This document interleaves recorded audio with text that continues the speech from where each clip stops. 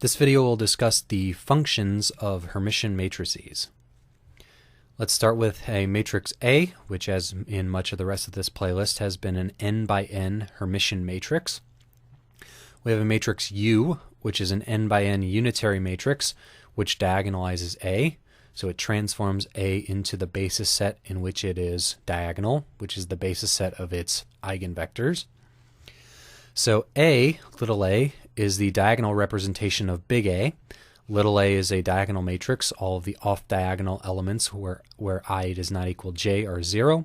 And down the diagonal, we have elements which are the eigenvalues of our matrix A.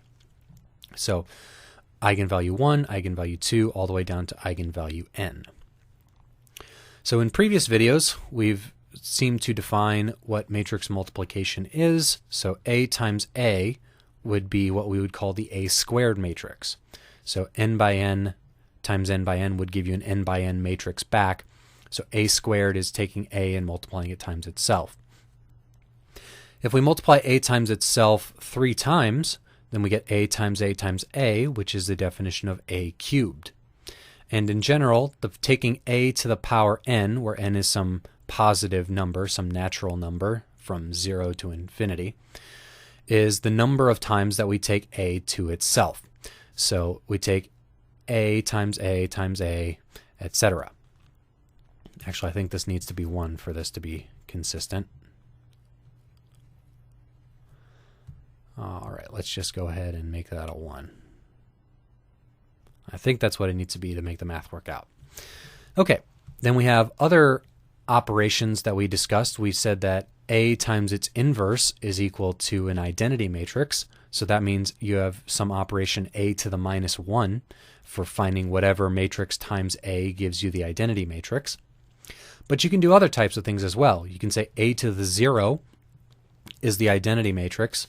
You can say A to the 1/2 times A to the 1/2 is equal to A. So the matrix which when multiplied by itself gives you A is the square root of that matrix. But what if we don't want to just take A to powers? What if we want to do things like the cosine of A, the sine of A, the exponential of A, or any general function of A? How do we do this for matrices? Well, one approach would be to take a Taylor series. So for example, the Taylor series of e to the x is 1 plus x plus 1/2 x squared plus 1/6 x cubed, etc., according to what the derivatives and coefficients are.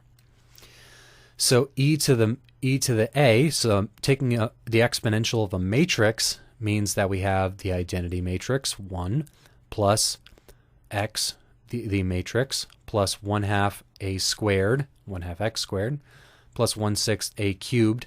This is the Taylor series representation of that particular operator, e to the a. So for a given operator, f of a, you could be sine, cosine, or any operator you choose, as long as it's well defined, we can calculate the operator of that matrix by taking the Taylor series of that operator.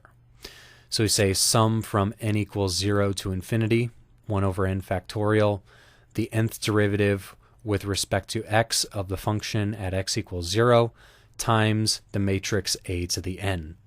So this will all be the sum from 0 to infinity of some coefficient times A to the n. All right, but what if we have a diagonal matrix? That makes things a lot easier here because you don't have any off-diagonal things contributing to anything. So if we want to take an diagonal matrix to the n, we just take its individual elements to the power n, because a diagonal matrix, there's no influence from any of the other elements. Similarly, if we want to take a function and act on a diagonal matrix, its elements are just that function acting on the elements. So e to the x of little a, e to the little a would just be e to the omega 1, e to the omega 2, etc., all the way down to e to the omega n, with the outside remaining zeros. So f of little a is just f of a11, f of a22, etc. So what we could do is, given the unitary matrix which diagonalizes a, we could say that f of a is equal to the reverse unitary transformation of that function acting on the diagonal representation of a. So what we can do there is little a is equal to u dagger au.